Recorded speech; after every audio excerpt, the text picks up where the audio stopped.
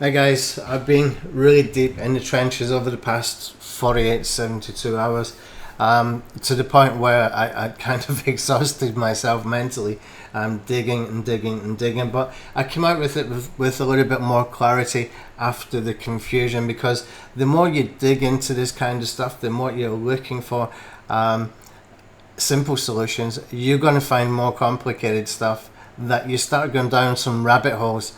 And to recover from it, I had to just switch everything off. I had too many tabs open. I actually had 4 different Chrome windows open, all full, maybe about 20 tabs in each. It was just, incredibly crazy stuff.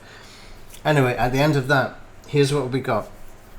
So if we go back into what we were doing at webinar 1, which is discovering topics, and where we can look for topics, well, I kind of refined that in a much easier way to understand. And by refining it, I've understood as well that we have a 2-step process. Okay, so we have the process of identifying an evergreen topic that has multiple subtopics that we can tap into, which also have multiple angles in each topic that we can dig into, so that we have the possibilities of building comprehensive pieces of content, which these checklists are content. Okay, they are content, just a different format of content, but they are high quality content by definition, because they are checklists. As long as you do this the job half decent, you're creating very, very decent quality content by default. Okay, so knowing that those basics, okay, no matter where we get them from, whether it's from Pinterest or infographics or RSS feeds that we're monitoring from certain blogs or certain kind of sub niches or whatever it might be, what we need to understand as well is that the way that we know what we know about ranking with the Chrome Web Store, that it's really easy, is that our approach to this needs to be that we will be using the possibilities of keyword clustering. Okay, what do I mean by that? I mean that, say for example, I start to write about my YouTube SEO optimization, okay, for my videos, and I get down to the point, the part about YouTube SEO tags. So we've got a bunch of questions that people ask about that, about YouTube SEO tags. How many tags should I use? What is the length of the amount of characters that we can use maximum for YouTube tags, and all these different kinds of questions? Well, I want to include all of these because they are questions that are related to YouTube tags, but also this is really important, there are different ways of saying basically the same thing as well. I mean, really closely related. Okay, so you've got things like YouTube tag optimization, YouTube tag SEO, how to SEO your YouTube tags. Those kind of very, very closely related sort of phrases that mean the same thing. We want to include some of those as well, so that we get found for these keywords. Okay, here's the beauty of what we're doing here. I've kind of been watching some YouTube videos on the side while I've been working away and digging deeper and deeper. And I'm listening to some people and they're talking about building their blogs and that kind of thing. What really stands out, I mean, I've done that kind of stuff as well, and it's really hard to do. It takes the time to build, the kind of authority that you need to be able to drive the amount of traffic that you need to be able to rank a lot easier and start to build and multiply an audience. Here's the thing. With that kind of problem removed, because we are using the Chrome Web Store, which helps us to get very, very easy rankings. I haven't seen rankings this easy for years and years and years. It's just, in fact, I don't think I've ever seen rankings so easy. It means that if we focus on just these kind of platforms where there is ready-made traffic. Now, I know that there's ready-made platforms like Facebook where you can do pages, and YouTube where you can do channels.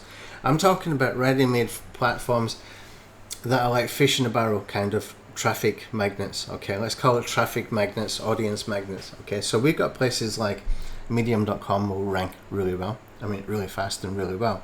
So if you want a blog, stick it on Medium. It costs you nothing, and you can have it there long term. Quora also has blogs. Quora also has huge amounts of traffic, and there's massive amounts of traffic to be found in Quora. I'll show you something as we go through some of the other videos I'm going to record today, as the first phase of the Lead Blaster research. Okay, I'm going to show you some stuff which is going to blow your mind that I found from other people. It's not my stuff, it's stuff that I've found other people have been teaching and talking about. It just like completely blew my mind, and that means it's something very, very significant, because I've seen quite a lot over the years, but there's stuff in there that I just didn't even think about.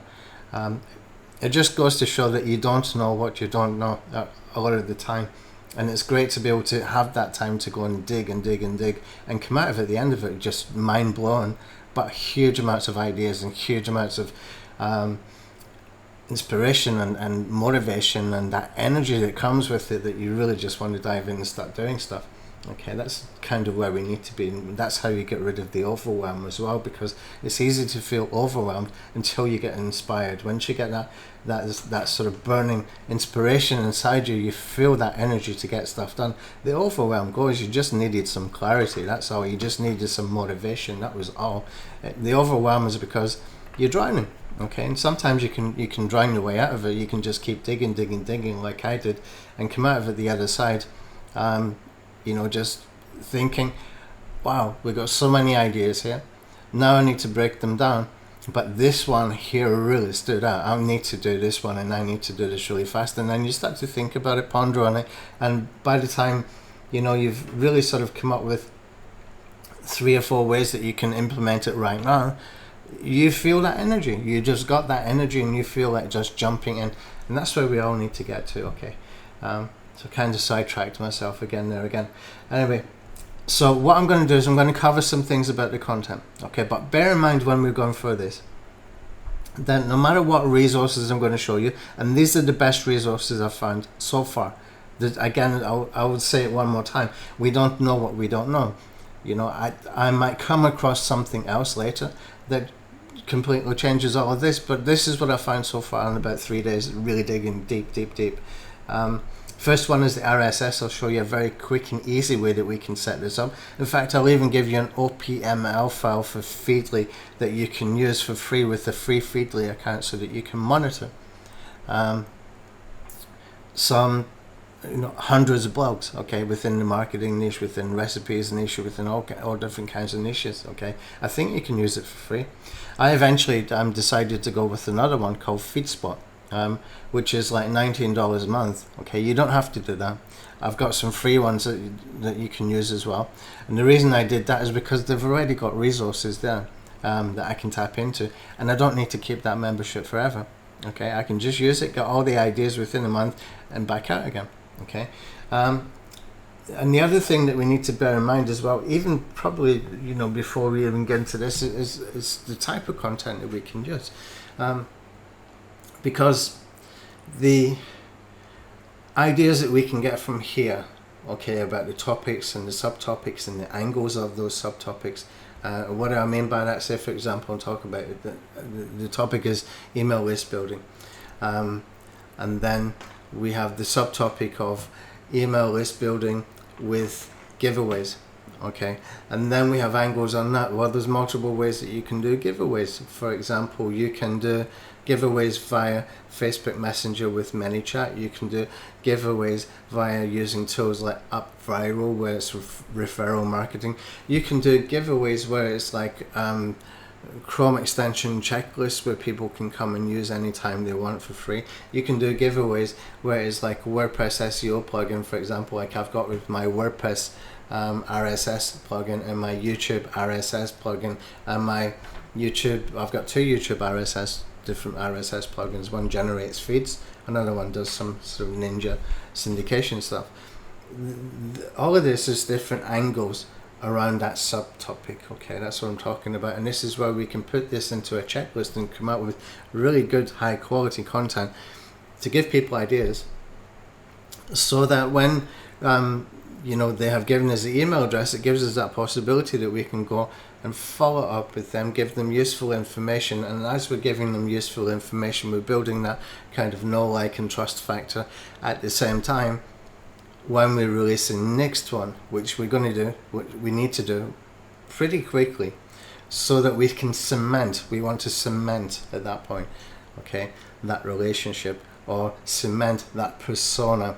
Okay, the persona being the know, like, and trust. The persona being the expert, the authority, okay, that you can trust. Okay, the EAT, as some people call it.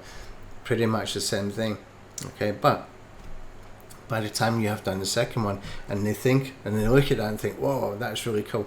Okay, they don't want to come off your email list. They want to know what's coming next as well. Okay, and there's multiple ways that we can reach them. We've got the ability to reach them already now by email. We can reach them as well by the push notifications actually inside the app itself. So we got multiple ways, and those push notifications, the more the apps that they get from you, the more checklists that they get from you, the more chance they have of seeing your message. Okay, it's just that simple. Now here's the thing that I found, which is not really surprising, I mean, it's kind of really obvious, is that if you do like things like curated lists of tools, say for example I wanted to do something about curated SEO tools, a list of curated SEO tools. Now we know people like Brian Dean, he did a big list, I think there's about 200 tools on his blog about SEO tools, and Brian didn't put any affiliate links in there at all, but it's one of the most high traffic pages in his blog. I don't know how many visitors it's getting, but it's going to be thousands every month. I mean, we can have a look at that as an inspiration. Of course, we don't want to copy it.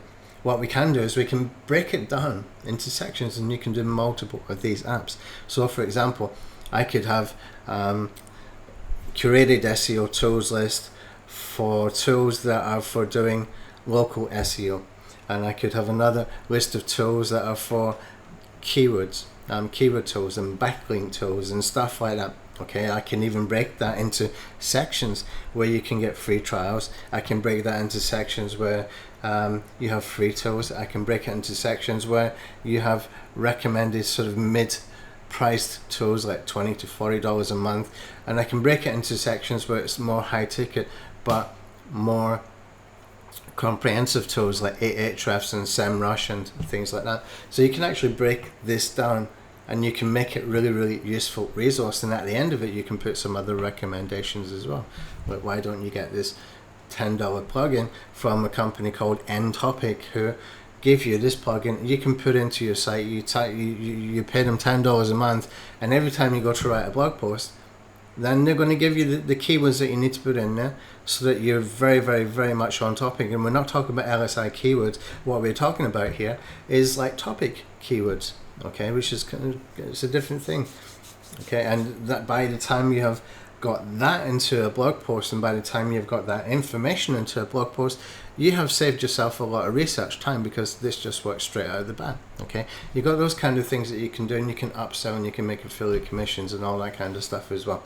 Anyway, so let's start the next video with the RSS. I'm going to show you 3 tools, maybe 4 tools that you can use. Okay, all of them you can use a free version. Okay, to an extent you can use a free version to an extent. 2 of them definitely you can use free versions, and you know, you can use any RSS reader that is free, and you can put in your own feeds, etc.